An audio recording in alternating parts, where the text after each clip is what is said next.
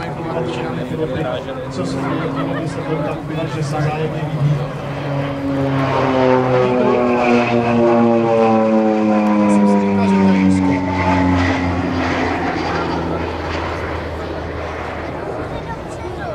Jinak, kdo se zajímá o letectví, tak asi tuší, že ta funkce leteckých návodčích ve Vietnamu, že to byla jedna z nejnebezpečnějších funkcí, protože to byly relativně pomalu a nízkoletní létající stroje, snadné cíle pro všechno, co mohlo střílet.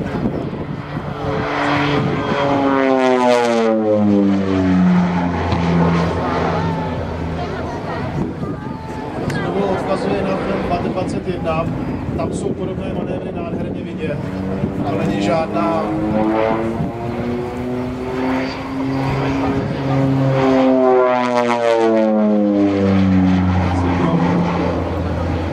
To není žádná jenom ukázka leteckého umění, ale to jsou skutečně všechno manévry, které v běžném vojenském provozu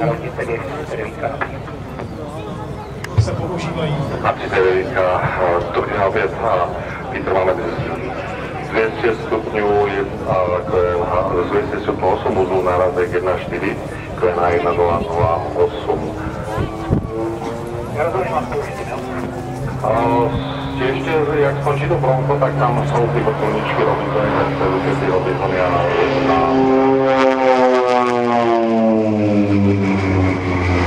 Já jsem si přečetl kdysi takovou brožurku o tom, jaké manévry leteční návodčí ve Vietnamu používali.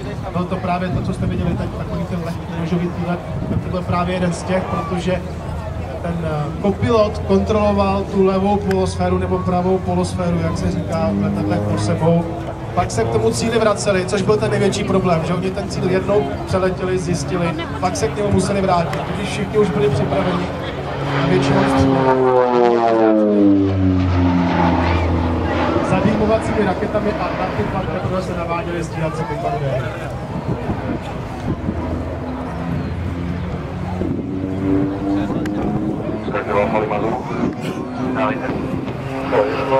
Vy máte už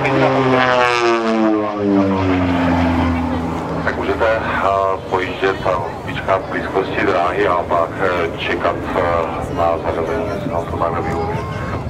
Ano, pojížděme na výsledek.